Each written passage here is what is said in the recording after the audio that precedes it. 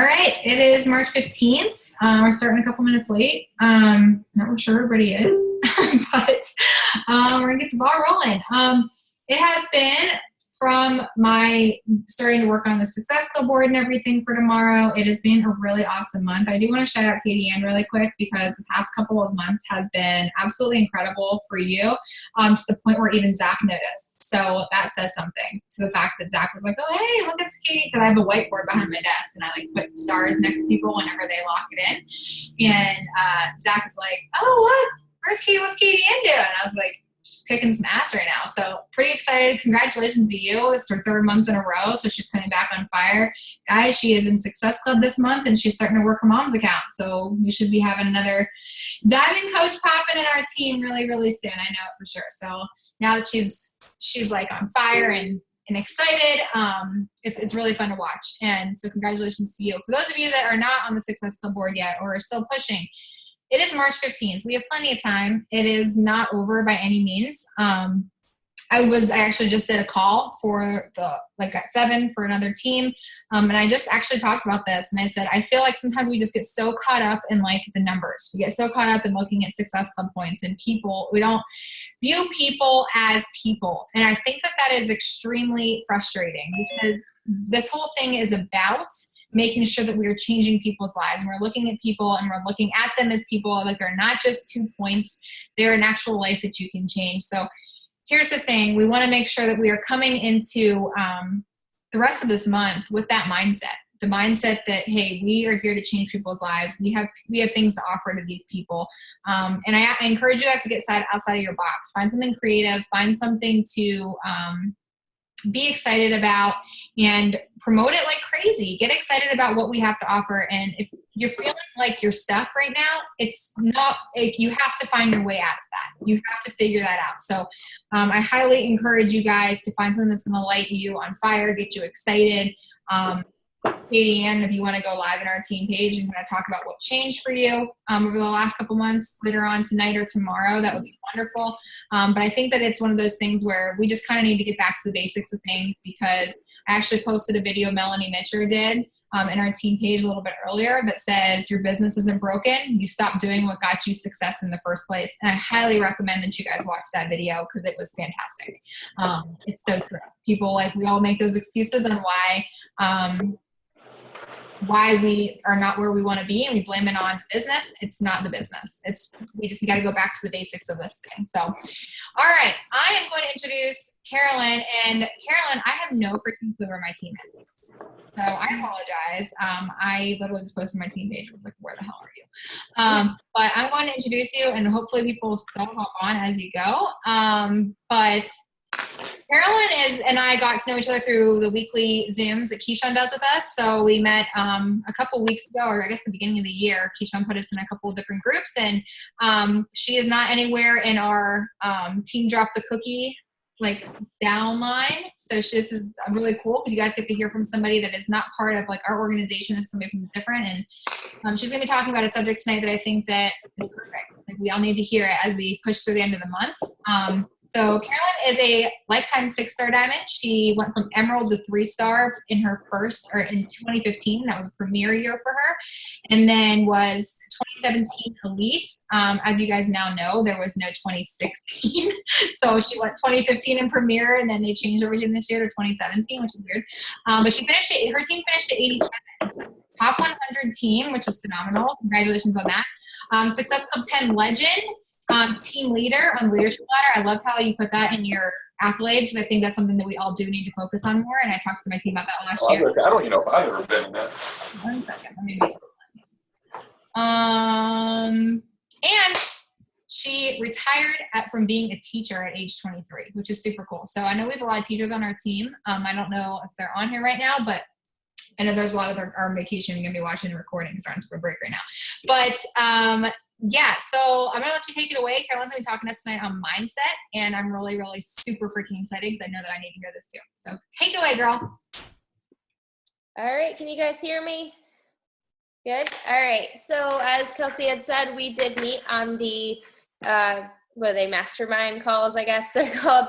and we are not on the same team. So it is really cool to hear different perspectives and see how other people are rocking their businesses and kind of get a different idea about maybe how you can do things. And I see some Taekwondo belts on the back wall, on Andrea's wall. I've done Taekwondo since I was 9, so it just stuck out to me. So that's really awesome. But that's not what this call's about. So I wanted to start by sharing a little bit of my story so that you can understand where I'm coming from and kind of how I got started in this business. So like Kelsey, I was somebody who took to drinking a lot. When I was in college, I had the worst roommates ever. Like, think of the worst people in the world and multiply that by 500. Like, they were terrible. And they were just like not the nicest people. And I unfortunately was stuck with them for 2 years out of 4 as a college student. So not only were we in a dorm, we were living in a house. So we were very like far removed from campus, and I was just kind of stuck in the hell house for about a full year, which was awful. But what happened in that time, although it was really shitty, that's what brought me to where I am today. And I do curse too. So, I mean, shitty's not really that bad, but just gonna warn you. So I found I was doing Insanity. That was the first program that I ever did on my own, but I was doing it super unhealthily. I was doing it to kind of escape the negative atmosphere of the house and all of the drama and all of the awful things that were going on. So I was doing Insanity and not eating.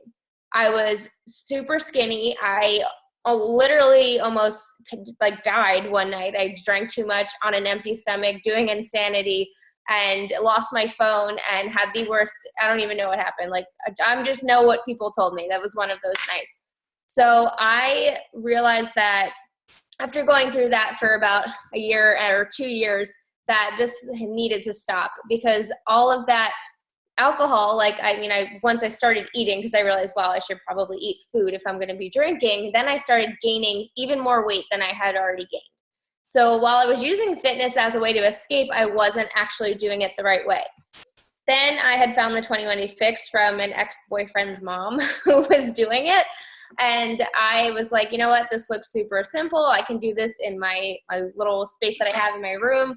I'm going to do that. That was the first program I fully committed to the right way, following the meal plan, doing the program, and I got awesome results doing that. So that was the end of my senior year of college. So it was like the whole college experience was just an absolute shit show until I graduated pretty much. And that was when I said, you know what, I needed to make a change. So when I got the results of that program, it was like right at the end of the year, I was graduating. I was excited about getting into my career as a teacher. And I found out it was very difficult to get a job as a teacher, even though you have straight A's in college and you're student teacher of the year in the whole freaking state. It's still impossible to get a teaching job. So I ended up getting an entry-level job as a one-on-one instructional assistant, and I hated it. It was the worst thing, and it had nothing to do with the kids, because I freaking love kids. They're so fun. But it was the environment. It was negative. All everybody did was complain. I don't know if any of you are teachers, but that teacher's room is like the worst place you can ever go, because unless you want to like complain. If you want to complain, go to the teacher's room. And it's just like, it was so bad for me mentally. So I knew that I didn't want to deal with that my whole life, listening to people complain, oh, I don't have money to do this, or they don't pay us enough, and I don't have time to hang out with my husband or do things with my kids. I didn't want that life. And I saw that was where my life was going if I stayed in this job. So I made the decision after coaching for 6 months to actually go for it. So they say everyone has the day that they started coaching and the day that they signed up. For some people, that's the same day. For some people, or for most people, I would probably assume it's not the same day. So the day that you signed up may not be their first day that you actually started coaching. And that's okay. Plenty of top coaches started coaching and didn't actually do anything I know some coaches who didn't do anything for over a year, and then they decided, you know what, this is stupid. I could do this and make money doing this and change my life. I don't know why I'm not. So if you're sitting here and maybe you started a really long time ago, but you really haven't started like for real, like you haven't really said, I'm treating this like my job. If you haven't said that yet, then you haven't really started. So don't compare like where you are to anybody else either, but just know that if you haven't really pulled that trigger yet, you still have time to. It's not like, oh, I've been a coach for 4 months and I haven't done anything yet, so I guess I should just not do it. No, you actually have to start doing it. So from the time that I decided to do that, everything changed. So what I wanted to talk to you guys today about is your mindset and how you have to figure out what you want in this business and how your mindset determines whether or not you get to what you want. So let me see if this will work. You guys see that? Yes? Okay. So there are 3 areas of your business that are going to require change throughout your entire career. So your goals now, if you've been coaching for over a year or 2 or however long, maybe even if you've been coaching for 6 months, your goals now are probably different than your goals when you got started. So in the beginning, your goals may have just been to get your Shakeology cheaper, or like that was my goal. That was why I signed up. I wanted my Shakeology for $97 instead of $132 because I was in college and I had no money. But as I started to grow with it and people were asking me, what are you doing? Then I was like, well, if I can get my Shakeology paid for at least, then that's what my goals will be. So that's what I started to do in the beginning. And I was kind of like not really coaching because I was a teacher and I was supposed to be a teacher, not a health and fitness coach. And I was trying to push off the fact that I wanted to do this because my parents were like, no, you went to school for 4 years. You're in grad school, which, by the way, I dropped out of grad school with 3 classes left before I got my master's in special education. So my parents were not happy that I was doing this in the beginning. Anyway, so I had that.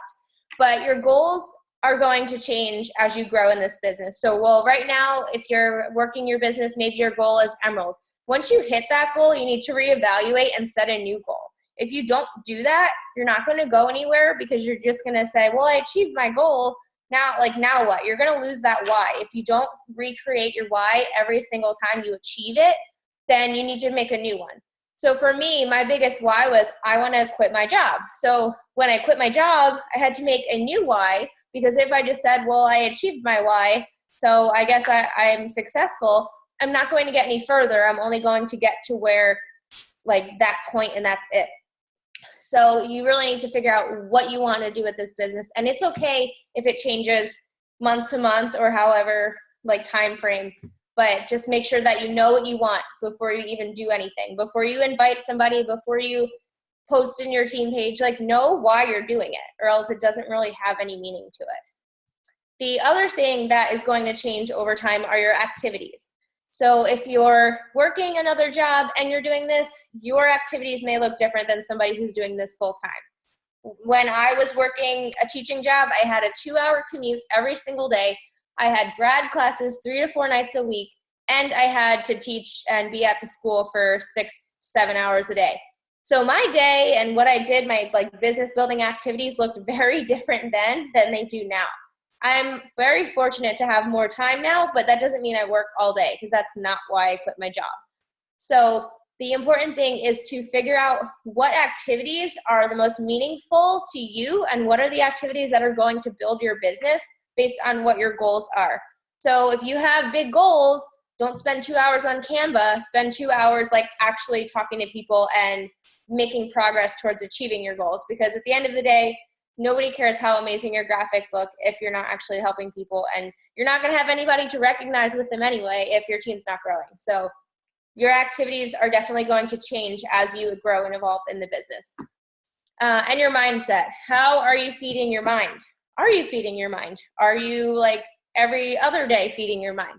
That's going to make the biggest difference. So I don't know how you do it, but when I was driving to work, I used my 2 hours in the car for personal development. So I was getting 2 solid hours of personal development every single day in the car, whether it was a podcast, whether it was the old national wake-up calls, because yes, they're old, but they're still relevant. It's still people who succeeded in this business. It doesn't matter if it was 2 years ago or 3 years ago or yesterday. They're still relevant. So if you haven't gone back and listened to all of them, then I highly recommend that you do that. I've definitely heard every single one at this point. Some people function very well when they do their personal development first thing in the morning. That's what I do in the morning before I do anything, before I touch my phone, before I look at a message, before I answer any of the questions my coaches have, before I do any of that. I do my daily devotional where I read a page of my daily devotional. I read my mantra card. I go to the gym and I do my workout. So I do all of that, my vitals, before I touch and do anything with anybody else. Because if you don't take care of yourself and you don't feed your mind and you don't like do the things you need to do for you, then you can't be there for your team fully. You'll be there, but you won't be like the best version of you. Okay, so this is just broken down a little bit more. When you're thinking about your goals, first of all, you want to decide, am I building for income or am I building for recognition? Now, these things are hard sometimes to choose for some people, especially if you like being recognized, but you also like making money, which is most people. Like most people like to make money. And there are some people who really do love to be recognized for hard work. And I happen to be one of those people who enjoys both of these things. So this is very hard for me to decide. So as a last year's goal was definitely to hit elite. We had already moved. We moved down to Florida. We were originally from New Jersey. We relocated to Florida. We felt very comfortable income-wise, and I knew that I just wanted elite for the team. Like that was my big goal last year. I didn't want to make a buttload of money and be like rolling in dough. I mean, that'd be great. But to me, I really wanted to hit elite so that I can show our team that it's possible so that they can do it next year. Like now that I have hit elite, I'm not saying that I'm not going for it again, but now that I've done it, I know that I can do it again if I still focus on income and helping my leaders achieve their goals. It's just going to happen naturally at this point. But if you are sitting there and you have, let's say income is super important to you, don't be distracted by shiny objects and think that you need to have so many star diamonds or whatever. Just really focus on the basics and then your goal is going to happen. So you need to figure that out now. It's pretty early. It's still early enough. If you haven't put elite on your board to shoot for, it's still very early. I know some people who don't put it on until like 3 months left in the year and they've hit it. So don't think you can't do it. But once you figure that out, there's so many things that you can achieve as well besides just being elite and premier. Maybe you want to be 2-star, 10-star, 15, top 10, millionaires club. Like that's something really cool to be recognized for, and you're making a lot of money. So you're still getting recognition and income at the same time. There's financial freedom award. So you really have to decide at this current moment in my life, what is more important to me, recognition or income? The second thing is activities. And I must say right now, income is very important because I'm getting married. So any of you who have planned a wedding or got married understand that. Activities. So like I said, how do you structure your day? Do you have a to-do list? Do you just kind of say, I'll get to it when I get to it? Do you have multiple to-do lists, like everywhere? Do you have everything in one place? Are you someone who works out first thing in the morning? Do you work out later? Do you function better when you work out first thing in the morning, but you don't want to get up early? Do you sometimes miss your workout if you put it off till when you get home from work because you're too tired? Like those are things you have to think about when you're structuring your day. If you're somebody who is like, when you get home from work, you don't want to work out, then don't do your workout after work. Do it in the morning. Make that decision to wake up early and get it done. I'm just going to go plug my computer in though, because it's going to die. I may look a little darker over here, but we're going to have to go with that. Okay. So you need to make sure that you have a to-do list and that you're super organized. I know that Kelsey is super organized, so I'm sure that all of you guys are as well, or maybe if you have like 1/10 of the organization that Kelsey has, you should be good. So something that you want to do for me that works best for me, I have everything in one place. I don't have lists here, list there, list there. I do have a planner, but I just use that every night before I go to sleep. I fill out what I'm doing tomorrow. I don't fill it out for like the entire year. That's just kind of like my brain dump every night. But as far as having a schedule, when I had that, like I said, I had a job and I was doing this. When I quit my job and I was working full time, I almost felt like I was least productive because I had all of this time and I didn't know what to do with all of this time. So if you're someone in that situation and you have all of this time, you need to set business hours and you need to stick to them. And you need to make sure that those business hours are as uninterrupted as possible. I know it's hard if you have children or a puppy, which is basically like having a baby. But you really need to make sure the time you're setting for your business, you're actually working and you're not playing around. You also want to adopt a work with the willing mindset. If you are somebody who wants to grow a team of successful individuals, then the people that you bring on your team who are doing the things they should be doing are the ones who deserve your time, not the ones who say they're going to do it and then don't do it. And I don't know if this is too harsh or anything, but for people who tell me they're going to do it but don't show me, they don't get calls with me. They don't get my time. The people who are doing what they should be doing and the people who are showing up every day and pushing play every day and helping people every day and checking in, and when I check in with them, they don't ignore me. Like, those people are the people who are deserving of my time. So the same goes for you. If you have coaches on your team that you're trying to drag through the mud, stop dragging them. Maybe they don't want to get to the other side of the mud pond. Like, let them stay where they are, and if they're comfortable there, let them stay there for now. I've had coaches who started off really strong and then decided they wanted to be a discount coach and then decided to quit their job and they wanted to do this. I actually had this happen. Like, it's crazy, but you just kind of have to love your coaches where they are and don't want them to be any more than what they currently want to be. I mean, it's okay to push them, but within reason. If you have somebody who just wants to be a discount coach, don't tell them like, no, like, you need to be a diamond coach and we're going to get you there. Like, just really work with those who want to work and want to build their business. And then I kind of already touched on this with the personal development, but you want to make sure that you're in an environment that you are happy in. So if reading is hard for you, or like for me, I'm not a big reader. I was a teacher, I was an English major, and I don't like reading. It doesn't make any sense at all. But I was never really big with reading. Only like, when you're little and you learn how to read and all you want to do is read, that was probably the only time I enjoyed reading. And then once I had to do it, I didn't like it. But the biggest thing is you need to make sure you're in an environment that you feel comfortable in, that you, like, for example, if I'm going to read, I'll go to the pool and I'll go read by the pool, or I'll go read at the beach, or I'll go read somewhere where it's like a nice environment where I feel happy. If you're in an environment that, like, let's say you have really bad roommates, or maybe you just need to get away and go do your personal development somewhere quiet, somewhere where you're actually going to take it in. And your environment is huge. If I have a messy desk, I can't work. My desk needs to be organized. So your environment plays a really big role in, like, you actually doing things and being productive. What happened? Okay. Oh, sorry, went too fast. Okay, so this is really exciting and really super cool that I get to share this with you guys. So I don't know if you're familiar with Brendon Burchard, but he's going to be the guest keynote speaker. Well, one of them. They just announced the other one is Darren Hardy, which is super exciting too. So we have two really awesome speakers at Summit. But I had purchased tickets to go to Brendon Burchard's High Performance Academy, which was last weekend. And since I was actually going to Marketing Impact Academy the weekend before, I gifted these 2 tickets to 2 of my diamond leaders on our team. So they just got back from this event. It was 40 hours, 4 days, 10-hour sessions. Their minds were like literally leaking fluid. They was just like, their heads were exploding. And this is something that they brought back. I had them do a team call for our team. And I wanted to share this with you guys because I think it's very, very applicable. Is that a word? English major?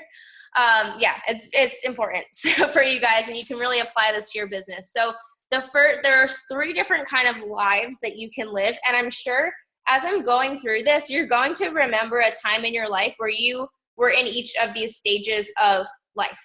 So the first one is the caged life, and this is someone who is fearful and frustrated. So think about when you're a brand new coach, and I'm going to compare this to an animal in a cage so it makes a little bit more sense. But think about when you're a brand new coach as I'm explaining this. So let's say you take an animal, whatever animal you want, whatever your favorite one is, and you throw it in a cage and you lock the cage. At first, the animal is going to be afraid, but they're going to get frustrated and they're going to try to get out of the cage. They're going to be like, why the hell did you put me in here? Get me out. They're going to scratch and be very hyperactive and try to get out of the cage as much as they can. And they might do that for hours and hours and hours. But eventually they're going to resign. So if you put an animal in a cage and you left for like a day or maybe even, let's say, 2 weeks and you came back, they would have resigned by then. They're not going to still be avidly trying to get out of the cage. They're going to be like, oh, well, I'm just going to live the caged life. I'm just going to sit in this cage my whole life. So they have resigned. But then they're going to get bitter. And they're going to think, oh, well, maybe not the animal, but think of when you're a brand new coach. You're going to think, oh, well, nobody understands me. Nobody gets me. Nobody wants to do this with me. Nobody wants to join me. This is stupid. Like, you're going to start like resenting the fact that you signed up as a coach because you're frustrated. You're working hard. You're not seeing results. You're going to just say, oh, well, fuck this. I'm going to quit. Has anyone ever gotten to that point where you almost quit coaching? Because I know I have. I definitely have. Right? I was like 6 months in and I almost said the hell with this. And then the month later was when everything changed. So if you can relate to that, let me know if you can relate to the comfortable life. So this is the second stage of life. And this is when you pushed through the cage life. You got out of the cage, you got away from the fear, the frustration, you beat all of that. And now you're just kind of, you're hitting, maybe you're hitting Success Club. Maybe you've achieved Emerald, you've hit Diamond, but you're not really going anywhere else. You're kind of just like very comfortable with what you're doing. It's a very controlled environment. You're content. You're happy with the success that you've achieved. But then you're going to get restless and you're going to get bored and you're going to be like, well, why the hell am I not advancing? Why am I staying in the same spot? And you're going to feel stuck and you're going to feel like you're in this lull. So are any of you in that kind of life at this moment? Maybe you feel like you've hit a lull. You don't really know what to do next. You've had success. You're successful, but you just don't know what the next step is. So then that brings me to the last type of life, which all of you should want to live, and that's the charged life. So if you listen to his podcast, it's actually called The Charged Life. And this is when you are fully engaged, you're energized, you're enthusiastic, you're excited about what you do. If something is boring, you change it. Like my challenge groups, if I did the same challenge group every single month, I would get bored myself. So I always change them and I make them fun and exciting. You're always changing things up, maybe not like your systems because that gets a little confusing if you're always changing your systems every month, but you're just doing things out of the box. You're thinking differently. You're showing up every day. You're doing your power hour every day. You're in love with what you're doing. You're excited. You're showing that on social media. That's the kind of life. People who live the charged life are people who have the most success in this business or in anything. If you love what you do and you do it every day without fail, then you're going to be living the charged life. So I hope that kind of took you through the different types of coaches, I guess. I really don't like I used to do this too, so I can't say I don't like it, but I no longer do like, oh, I'm a discount coach, I'm a hobby coach, I'm a business building coach. I really don't like that so much anymore, but this is more relatable. Like, where are you right now? Like, are you feeling like are you in the cage life? Are you living the comfortable life or are you living the charged life? And I feel like you guys can take this, and if you have coaches on your team who are struggling, you can assess like where they are along this continuum and help them get to that charged life. So help them figure out what's going to make it more fun, what's going to make it more exciting, more engaging for them. So I sent you these slides, but if you did want to take a screenshot, I can leave it up for a second unless you guys already have done that. You good? All right. So this is another kind of way to look at your business from a mindset type of thing. And this comes from Tony Robbins. I didn't create this. I wish I did. It's really genius. But every single person has the potential to be successful. So every single coach in the company has the same tools, the same resources, the same potential to be successful. Now, we all have different stories. We all have different lives. We all have different challenges, but we all have the ability to have success. So why is it that not everybody has success? Why is it that not everybody is 15-star? Or why isn't everybody in the Millionaires Club? Like, why is that? And the reason that everyone is not is because the actions. It's either they're taking massive action and they're having success, or they're taking little to no action and they're not. So it really is dependent on the action that you're taking. But what this success cycle shows, if you feel that you don't really have that potential, the amount of action you're going to take is going to be based on the amount of potential you feel you have. So if you feel like you might be okay at this, but you don't think you're going to be really good, then you're not going to take as much action because you just think that, well, I'm not going to be good at this anyway, so I'm just going to do a little bit and see what happens.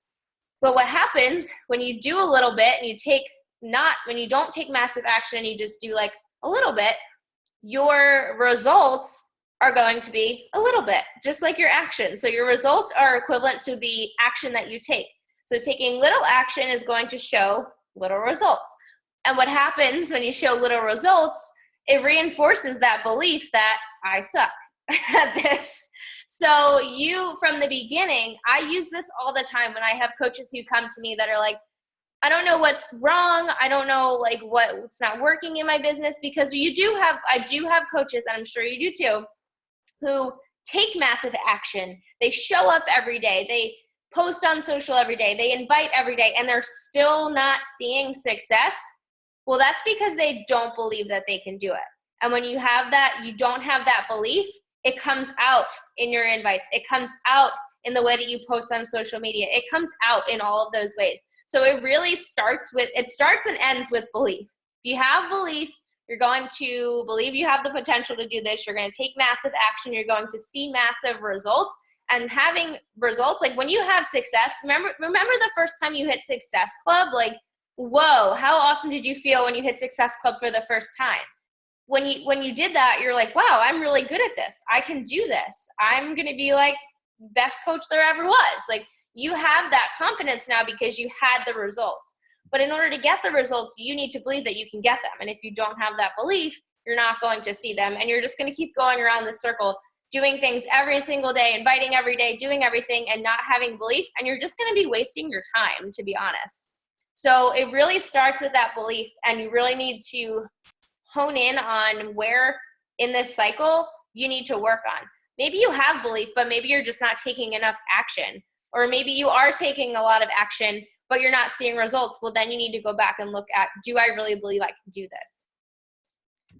So that's the big finale. So I wanted to give you guys some homework because I was a teacher, so I always do this for my coaches. Didn't want to leave you out.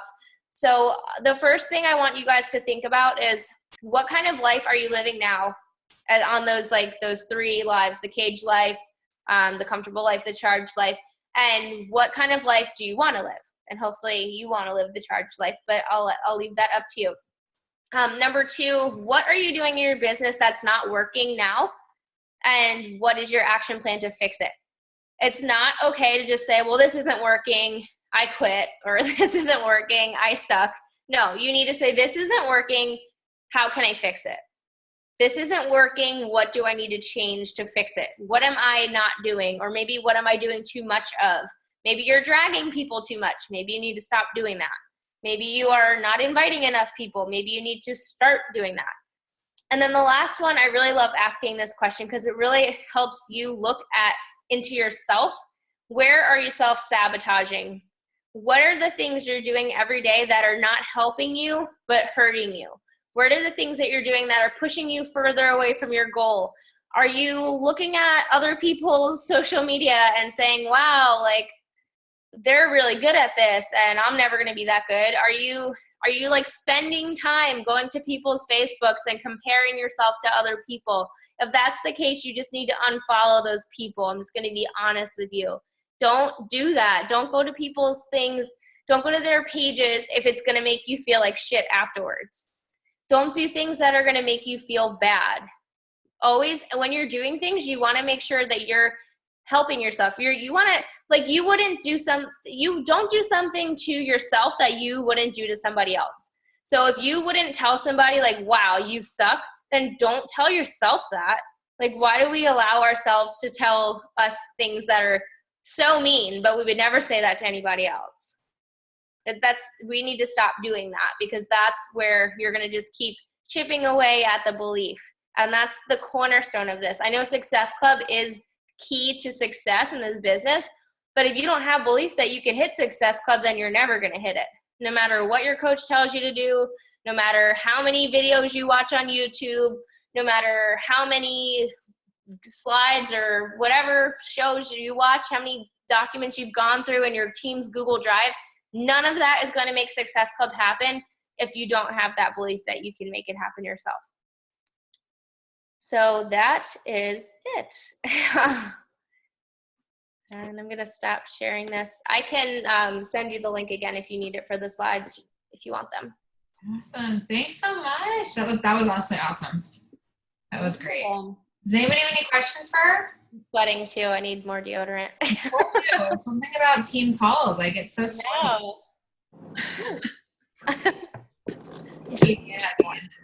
Chat box. I have a question. Yeah, go ahead.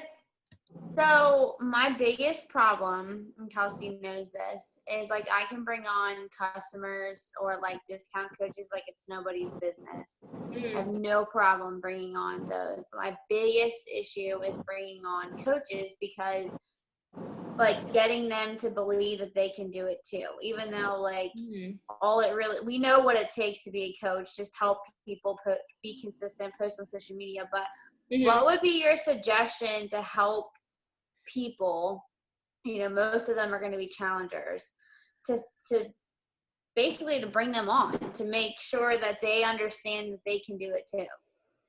Well, my first question is, when you present the opportunity to these people, do you say like, hey, do you want to get a discount on your shakes? Or do you say, hey, are you interested in paying it forward and learning to do what I do? Like, what do you lead with? Because that'll make a big difference. Most of the time, because the way I started was like I wanted my shakes for free. But I'm now noticing that all of those people that I say that to aren't like leaders. They're not the people that are going to run with it. So that's where I've just recently started to realize like, okay, I think I need to change something. I'm just not exactly sure what. Yeah, I don't remember who said this, but I believe it was at Summit about 2 years ago, or maybe it was NLC. It was some event that I was at. And the person who was speaking had said something along the lines of, well, if you just tell somebody that they're going to get a discount, they don't realize that they can actually work the business. They just think that all you think is all they're good for is a discount. Like, they don't think you have that belief in them that they can actually do what you're doing. So if you're going to lead with the discount, then they're going to think all they're allowed to do is just be a discount coach. I mean, I'm an exception. I did sign up because my coach said like, oh, you'll get it cheaper if you do it as a coach and you'll get a discount. So I was like, okay. But one thing that she did do, and one thing that I tell all of my coaches to do as well, and I don't know how you guys do this on your team, but I put my discount coaches in my team page, even though they don't want to work the business. Because the reason why I started working the business was because I was in a team page and I saw what was going on.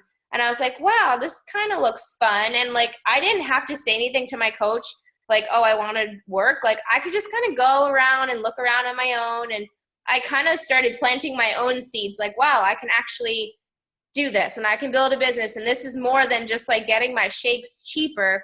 I can actually like make money doing this. So I don't know if you do that or not, but it has been a really big game changer for me personally. And then by me continuing that, adding discount coaches to my team page.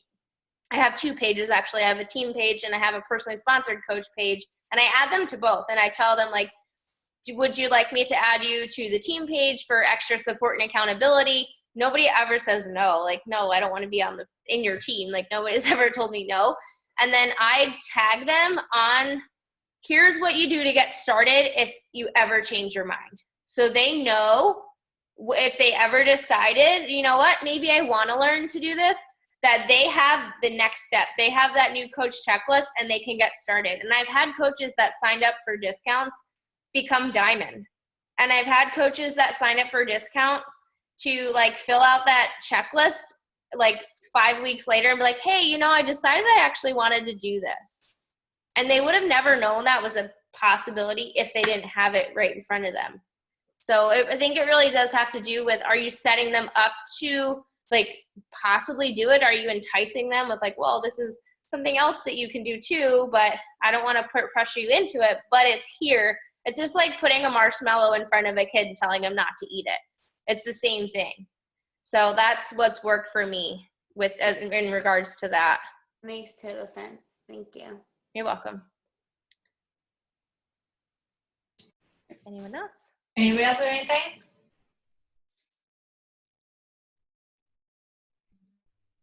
Nothing.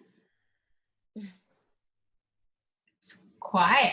All right. Well, if you guys don't have anything, Carolyn, thank you. Thank you for coming on and sharing all this with us. This was fantastic. I have like 2 pages. It was awesome. I apologize. There's in a bigger audience for you. Like I said, I don't know where everybody is. That's okay. Awesome. Well, I'll get this recording up in our team page, and she sent me the slides, so I will put those underneath so everybody has those. And I will see you guys next week. Hey, Kelsey. Yeah. Hey, I'm driving, so I can't, stare at the camera. I just wanted to throw out there, I think this was probably one of the best calls. Oh, good. I'm so I think I felt like it just gave me, some inspiration there, no joke. Yay. I love hearing that. See, Carolyn? Way to go. Yay. I'm happy She's a new coach on our team. So I she can't just see your started. face, but I'm sure you're smiling. Yes, I am. Woohoo! I love your energy. I really do. Awesome. Well, thank you guys so much. I will see you guys next week. Bye. Bye. Bye.